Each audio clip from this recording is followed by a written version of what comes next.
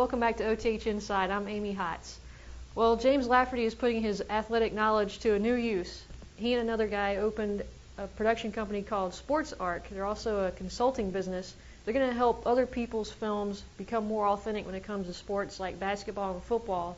And they're also going to start producing their own movies, very similar to the documentary that James did called For Keeps about the Sea Dogs basketball team here in Wilmington. So that's going to be a really great story that you can see at starnewsonline.com here in a couple of days. And Jeff Heideck is standing by to talk to you about what happened on One Tree Hill last night.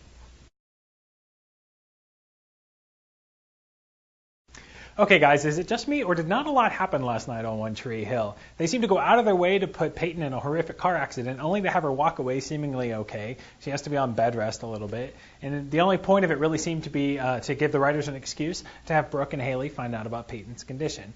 There was the typical sort of mom and dad stuff with Haley and James Lafferty's character. But, I think the person with the biggest story arc last night must have been Sam. After one final kiss with her boyfriend, she had to say goodbye to him as he went off to Charlotte with a new family.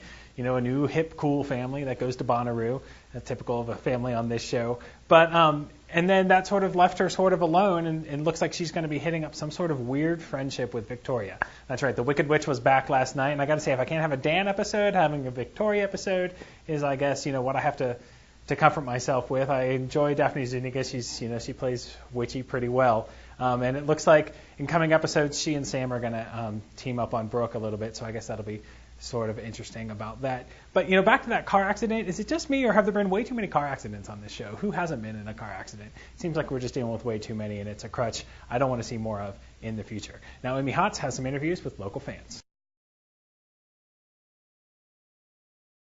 So during the last week of filming for Season 6, I went out to talk to some fans who were hanging out around a location at Greenfield Lake and asked them what they might want to see for Season 7. What are your hopes and dreams for the coming season? And this is what they had to say.